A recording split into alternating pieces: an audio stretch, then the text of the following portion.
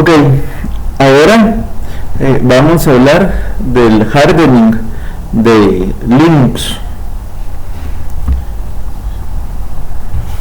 Entonces, contestemos esta pregunta: ¿de qué nos protegemos cuando hablamos de seguridad de sistemas operativos?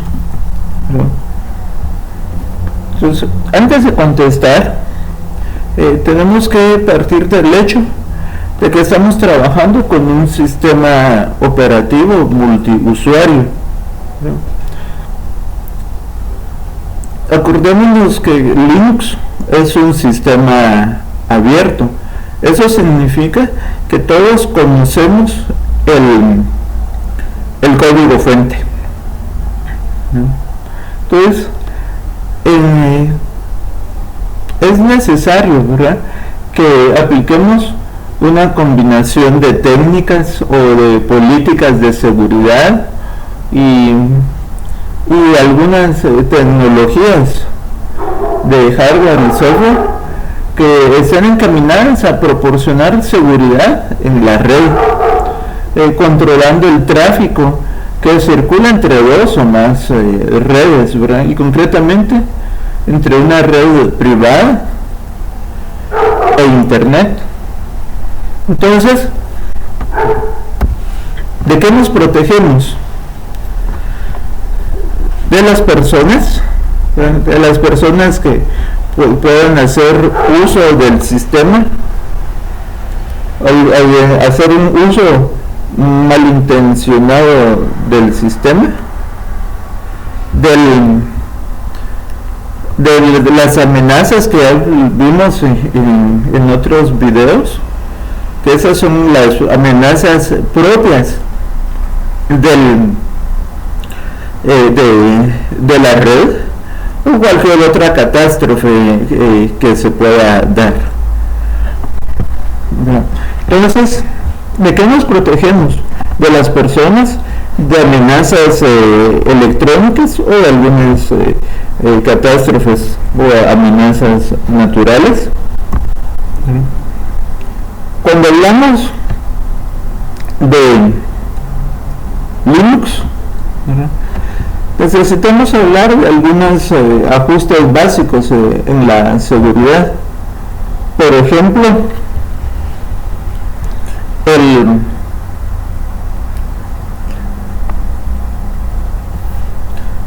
¿verdad?, que un usuario no debe ejecutar programas que sean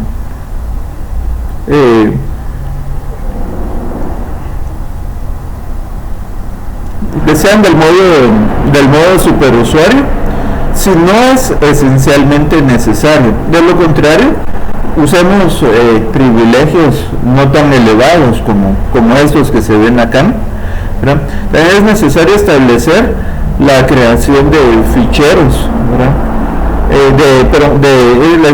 establecer creación de archivos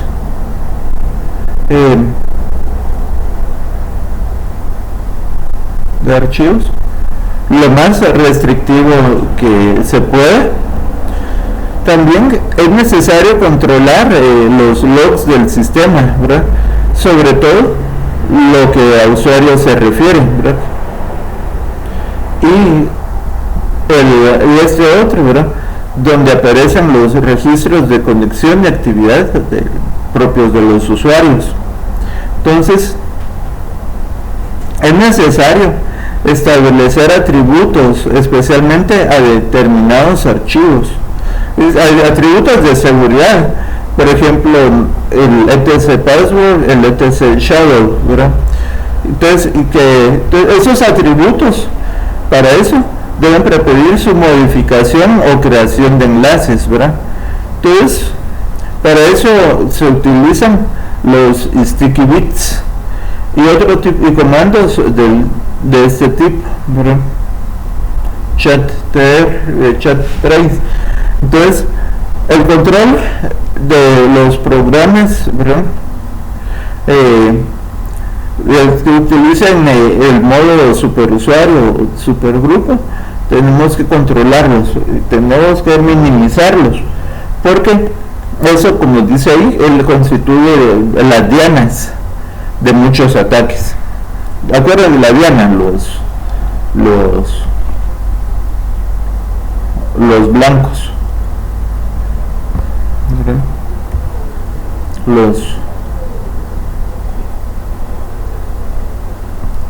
Los blancos.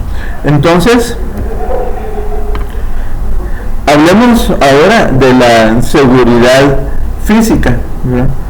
Entonces, la seguridad física contempla un arranque seguro, en la posibilidad de bloquear las terminales y la capacidad de un sistema multiusuario real. Hablemos de la seguridad del arranque, ¿verdad? La seguridad del arranque tiene que ver con las pantallas de login al terminar el arranque, el registro de intentos de acceso, un shell, ¿verdad?, de root que tenga contraseña, o el bloqueo de la consola, ¿verdad?, con Xlock o Velock. Estos son seguridades en el arranque de la computadora. También tenemos que ver el sistema de archivos de Unix o de Linux, ¿verdad?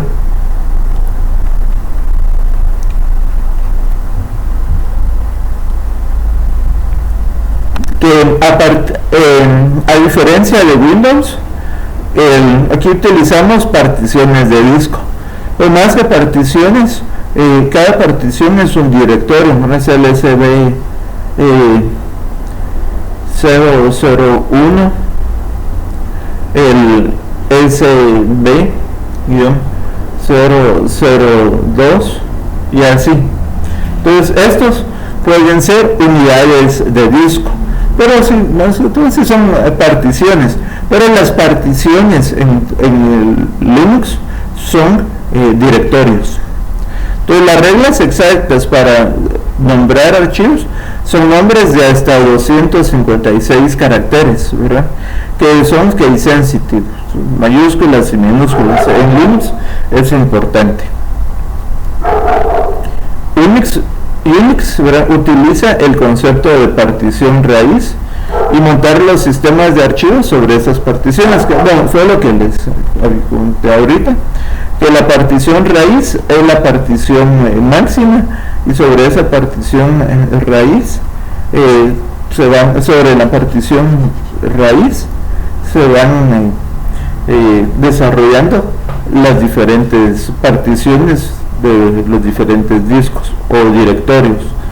Entonces las rutas PAT se utilizan para referirse a archivos o directorios dentro del sistema de archivos. Entonces, eso es justamente que si nosotros estamos en el root y desde root queremos usar algún archivo que está en nuestra cuenta, home, usuario. Entonces, si estoy desde aquí, que pueda acceder a los archivos que están acá, entonces ¿qué es lo que hago? Es que guardo las rutas en una variable que se llama path. Entonces, Unix, por hablar de Linux, ¿verdad?, es un sistema multiusuario, ¿verdad?, y asigna a un propietario y a un grupo a cada archivo y directorio, y permisos al propietario, al grupo y al resto de los usuarios. ¿Qué es lo que significa? Que nosotros tenemos cada vez que creamos un archivo, creamos un directorio, tenemos el propietario,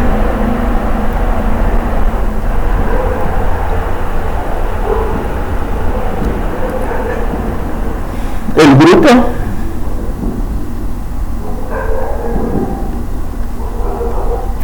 y otros usuarios. Entonces, esos son los niveles de identificación de directorios o de archivos, ¿verdad? Está el propietario, el grupo y otros usuarios, ¿verdad? Entonces, es conveniente tener claros que los permisos que se pueden asignar a un directorio o a un archivo. Y los permisos se asignan en esos tres niveles: los permisos del propietario, los permisos del grupo al que pertenece el archivo o el directorio, y los permisos a todos los demás usuarios que no sean el propietario o que no pertenezcan al mismo grupo. Entonces, puede que algunas aplicaciones no funcionen bien si algún fichero no tiene el permiso o el propietario correcto. Nosotros lo manejamos mucho en Linux por la línea de comandos, y un comando como este, el fetchmail, si no tiene la configuración correcta, sencillamente no ejecuta. Entonces, los permisos son sencillos: solo tengo de lectura, de escritura y de ejecución. Y volvemos a que esos permisos se pueden aplicar al usuario, al grupo, al usuario propietario, ¿verdad? Al usuario propietario, al grupo y a otros, es el resto de los usuarios. Los permisos, ¿verdad? Aquí vemos, ¿verdad? Se pueden usar la literal o esos valores numéricos, son valores octales. Entonces, el comando para cambiar es chmod. Y esos, entonces, siempre los permisos, cuando uno los encuentra de esta forma, es rwx,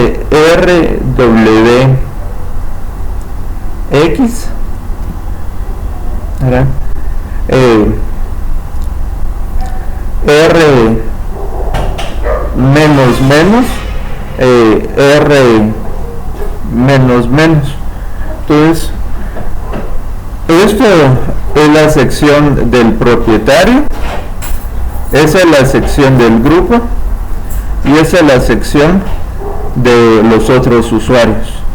Entonces, solo el propietario tiene derecho de lectura, de escritura y de ejecución. Solo el grupo, los del grupo pueden leer y otros pueden leer, ¿verdad? Entonces, siempre se definen estos, se definen de esta forma los privilegios, los permisos. Otros atributos es, como decían, los sticky bits, que sirven para la seguridad de los directorios, o que algunos archivos estén en ese privilegio de superusuario, o que tengan ese SGID, ¿verdad? Los supergrupos, y también que los scripts tengan esto. Entonces, esos son otros atributos. Sin embargo, como repito, es necesario que seamos cautos con la asignación de estos privilegios. ¿Ven? Seamos cautos con la asignación de esos privilegios.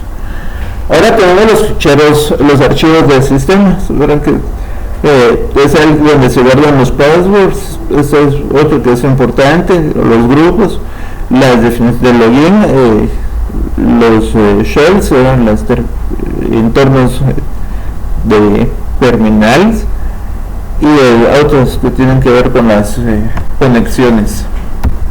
Entonces, la seguridad en la red, pues las comunicaciones seguras, ¿verdad?, que se dan por estos protocolos seguros. Hacemos un encapsulado de las TCP, de esas marcas TCP, y eso pues sirve para hacer una auditoría, ¿verdad?, del sistema de registro y el conocimiento de algunas incidencias que existen. Y esto pues todo esto pasa por Internet Daemon, ¿verdad? Ese Daemon de Internet viene siendo como un servidor de Internet privado. Entonces todo el tráfico, todas las peticiones por la web, que vienen de la web, pasan por este daemon, ¿verdad? Como dicen algunos demonios, estos daemon, que lo que hace es redirigir el tráfico internamente, ¿verdad? En la computadora, ¿verdad? Entonces ese es un círculo, ¿verdad? De la seguridad de la red, ¿verdad? Que están las conexiones seguras, ¿verdad? El TCP/Wrapper, las auditorías y este daemon, ¿verdad? Entonces la seguridad del root, el root es un superusuario, por lo cual solo hay que usarlo con moderación, solo cuando sea completamente necesario. Entonces, solo para aquellos que necesiten un modo de superusuario para su ejecución, es mejor utilizar el entorno su o el entorno sudo, ¿verdad? Superuser o superuser. Ese es un modo operacional, pero el sudo que solo tiene vigencia mientras se ejecuta la aplicación. Entonces también, ¿verdad? Vigilar la variable path, ¿verdad? Ya hablamos que era eso. También no utilizar herramientas rlogin, ¿verdad? O rexec como root, no es conveniente. Y utilizar SSH, si queremos hacer conexiones remotas, usemos SSH en vez de Telnet, porque el SSH encripta el tráfico que se envía. Y jamás utilizar un servicio IRC con el usuario root. Acuérdense que IRC no es un ambiente que no es del todo seguro.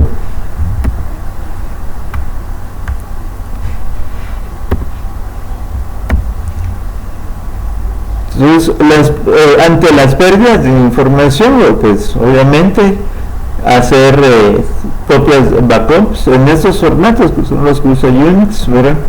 Y el hacer un almacenamiento seguro utilizando software de encriptación y evitando el uso de programas inseguros y nocivos. Entonces, aquí hay algunos ejemplos de ataque, ¿verdad? El ping flooding se bombardea con demandas de ping a un servidor de tal forma que se saturan las redes, ¿verdad? Se satura el servidor y colapsa. O el envenenamiento de la caché de DNS. Fíjense que el DNS lo que hace es que convierte, por ejemplo, umg.edu.gt lo convierte en 216.15.7.02.